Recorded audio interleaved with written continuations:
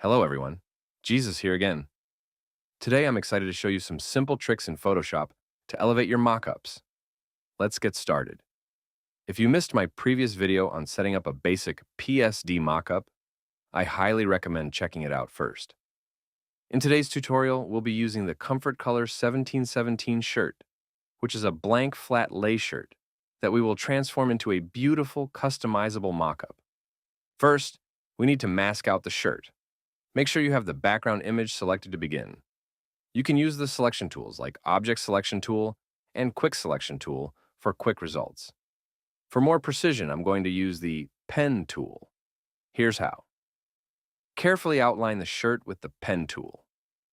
I'll speed this up a bit, so we can skip the more tedious parts. Once you've outlined the shirt, connect the last point to the first one to close the selection. Right-click and choose. Make selection.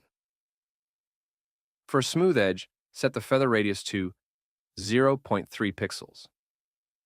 Now that we have our selection, let's duplicate this layer. You can do this by holding Command+J on Mac or Control+J on Windows. Rename this duplicated layer to Base. Next, we'll use this base layer to mask our design layer, which we'll call the input file. First, make sure to resize and replace the input file to fit the shirt properly. If your input file is larger than the shirt, no worries. To fix this, hold Option or Alt and hover your mouse between the base layer and the input file layer.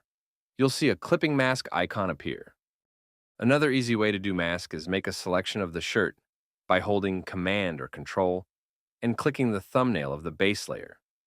A selection will appear and choose the input file layer or the MD image design, and click the mask icon on the bottom right of the Photoshop.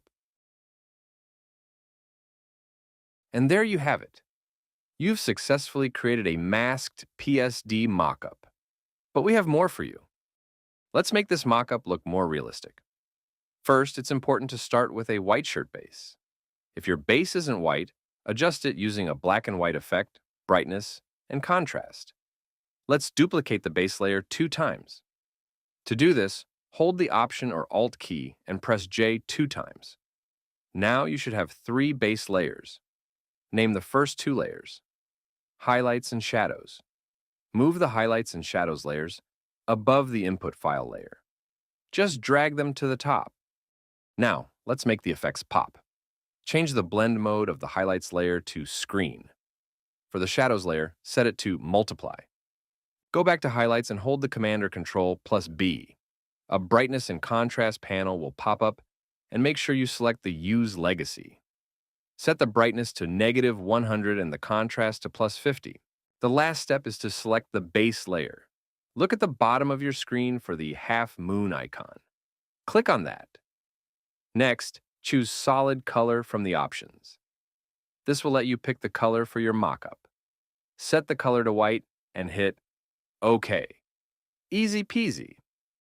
Now let's rename this layer.